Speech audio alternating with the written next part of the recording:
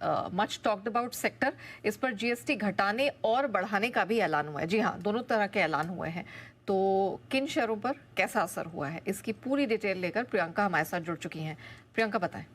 बिल्कुल नेहा, इसमें actually FMCG space में हमने देखा कि जो उन स्पेसेस के, उन कैटेगरीज के लीडर्स के पास आप देखें तो वहाँ प्राइस मूवमेंट ज़्यादा थी। और इनफैक्ट आप जब बाजार थोड़ा नीचे भी आए तो उनमें आप स्ट्रेंथ फिर भी देख रहे हैं रिलेटिवली टू स्टॉक्स लाइक, अब जैसे अगर आप फॉर दैट मैटर बिस्किट्स की बात करें, बिस्किट्स पे 18 से 5% का जीएसटी हुआ।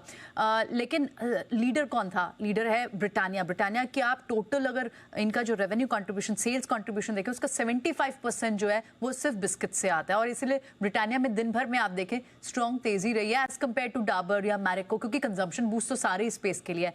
इसी तरह से आप मिसेस बेक्टर को देखें, वहां पर भी बड़ी तेजी अब भी काउंटर ने होल्ड किया है, क्योंकि 60% इसकी सेल्स का जो है वो बिस्किट से आता है। तो हर कैटेगरी का जो लीडर है उसके पास आप देखें तो स्ट्रेंथ फिर भी रही है और वो ज्यादा जोर से चले भी हैं। टूथपेस्ट कैटेगरी में कोलगेट पामोलिव की सबसे बड़ी लीडरशिप रही, और इसीलिए क्योंकि 80% जो सेल्स है उसकी वो टूथपेस्ट कैटेगरी से आती है। बड़ा बूस्ट यहाँ पर मिलेगा कोलगेट को भी डिमांड के कॉन्टेक्स्ट में। हेयर ऑयल में बजाज कंज्यूमर, हालांकि ये बहुत ज्यादा होल्ड आउट नहीं कर पाया स्ट्रेंथ को, लेकिन अगर आप सोप्स और दूसरी कैटेगरी में देखें तो उसमें HUL लीडर है, क्योंकि उसकी जो टोटल सेल्स है, चाहे वो शैम्पू से सोप्स हो, शैम्पूज हो, हेयर ऑयल हो, ये लगभग 20 to 25% कंपोनेंट है पूरी सेल्स का, ये पर्टिकुलर कैटेगरीज। इसी तरह से गोदरेज कंज्यूमर, उसके लिए ये जो कैटेगरीज हैं, चाहे वो शैम्पू हो, सोप्स हो, हेयर ऑयल हो, टूथपेस्ट हो, ये सारी कैटेगरी मिलाकर लगभग 20% उसकी सेल का बनता है। अगर आप दूसरी कैटेगरीज की बात करें जिसमें नमकीन, नूडल्स, पास्ता, पॉपकॉर्न, घी, ड्राई फ्रूट जैसी कैटेगरीज आती हैं, तो इसमें लीडर्स बिकाजी है, गोपाल स्नैक्स हैं। इनकी 80 to 85% रेवेन्यू जो है वो इन्हीं दो कैटेगरीज से आती हैं। इनफैक्ट एक और कंपनी है, बहुत ज़्यादा वेल टॉक्ड नहीं होती, लेकिन सनड्रॉप ब्रांड्स, इसकी 55% जो सेल्स है वो पॉपकॉर्न, केचप, सॉसेस इनसे आती है।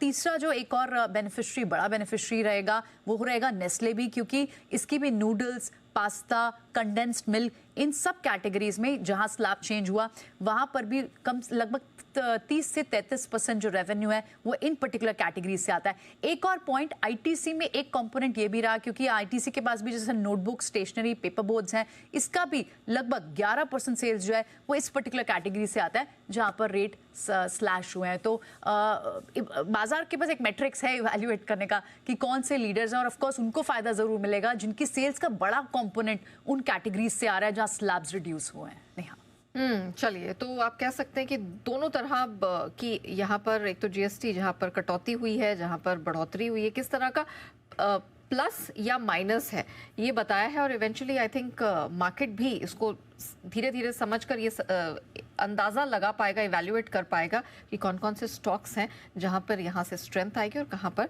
थोड़ा प्रेशर देखने को मिल सकता है। लेकिन